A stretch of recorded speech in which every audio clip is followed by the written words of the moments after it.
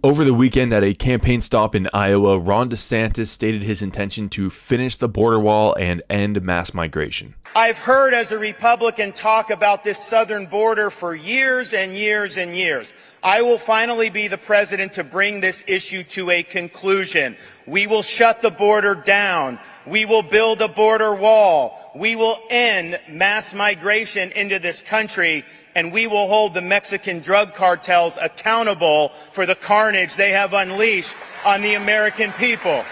Some of the replies to that video are bashing Ron DeSantis. Mindy writes, "Too bad he didn't think the border was important when he was a congressman. He voted against funding the wall. He needs to apologize for this oversight." However, if you look into it, she's referring to a 2018 pork-bellied $1.3 trillion bill that had a tiny fraction allocated to border wall funding and was trying to be rammed through. Ron voted against that on the grounds that nobody even had time to read the bill, and in other instances, Ron did in fact vote in favor of border wall funding. So pretty red meat stuff for the Republican base there, which is what you do during a primary. However, according to this poll from the Cato Institute asking Americans how much immigration they want into the country, 68% actually want a low level of immigration. Certainly not what we have right now.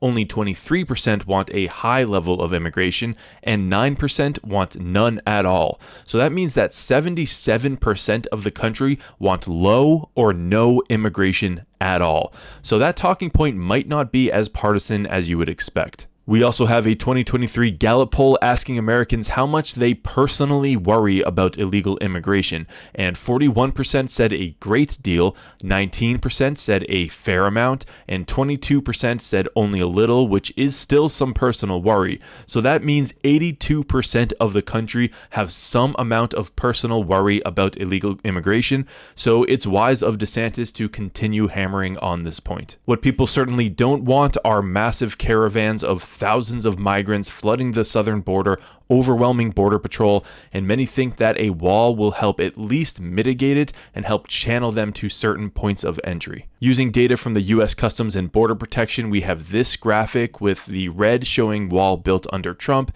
and blue being pre-existing barriers, and you can see that despite 458 miles of wall being built under Trump, there are still massive gaps all across the southern border, and Ron DeSantis is promising to close those gaps. Now, if there's one thing you can say about Ron DeSantis, it's that he does not bluff on this issue. If you recall, he sent 50 migrants to the very leftist island of Martha's Vineyard, happens to be home of Barack Obama as well, and it caused absolute chaos over there. And again, that's just 50 migrants.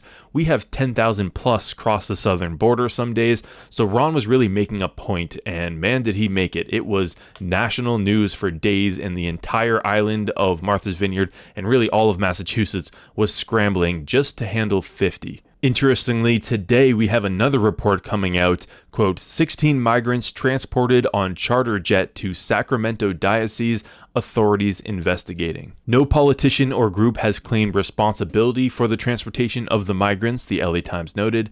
California Democratic Governor Gavin Newsom said he met with some migrants alongside California Democratic Attorney General Rob Bonta, who said authorities, quote, can confirm these individuals were in possession of documentation purporting to be from the government of the state of Florida, end quote. So Ron DeSantis may very well be at it again. This is shaping up to be a very interesting primary between Ron DeSantis and Donald Trump, and will be even more interesting when we are in the general with whoever wins against Joe Biden. I'll keep you posted on any developments here. Hope you enjoyed this video. If you did, hit that like button and subscribe for more content. Have a bunch more on the way. My name's Ryan. This is News Rye. I'll see you in the next one.